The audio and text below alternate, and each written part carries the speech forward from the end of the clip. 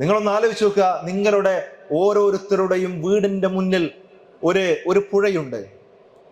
ആ പുഴയിൽ നിന്ന് നിങ്ങൾ എല്ലാ ദിവസവും 5 തവണയായി നിങ്ങൾ കുളിച്ചുകൊണ്ടേയിരിക്കുന്നു. അങ്ങനെ നിങ്ങൾ ചെയ്യുകയാണെങ്കിൽ എന്തെങ്കിലും അഴുക്ക് അയാളുടെ ശരീരത്തിൽ അവശേഷിക്കുമോ? ഒരാൾ 5 തവണ ഇങ്ങനെ പുഴയിൽ ഇറങ്ങി കുളിക്കാണ്.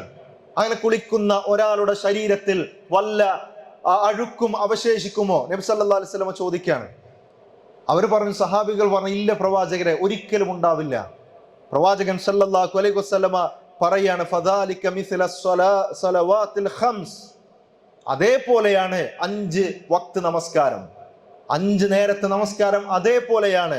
യംഹുല്ലാഹു ബിഹൽ ഖതായ, അള്ളാഹു ആ നമസ്കാരത്തിലൂടെ നിങ്ങളുടെ പാപങ്ങൾ പുറത്തു തരും. നമ്മളെ ജീവിതത്തിൽ വരുന്ന പാപങ്ങളൊക്കെ 5 സമയം നമ്മൾ കൃത്യമായി ആത്മാർത്ഥമായി നമസ്കരിക്കുകയാണെങ്കിൽ ആ നമസ്കാരത്തിലൂടെ അള്ളാഹു നമുക്ക് പുറത്തു തരും എന്നാണ് മുഹമ്മദ് നബി സല്ലല്ലാഹു അലൈഹി വസല്ലം നമ്മെ പഠിപ്പിച്ചിട്ടുള്ളത്.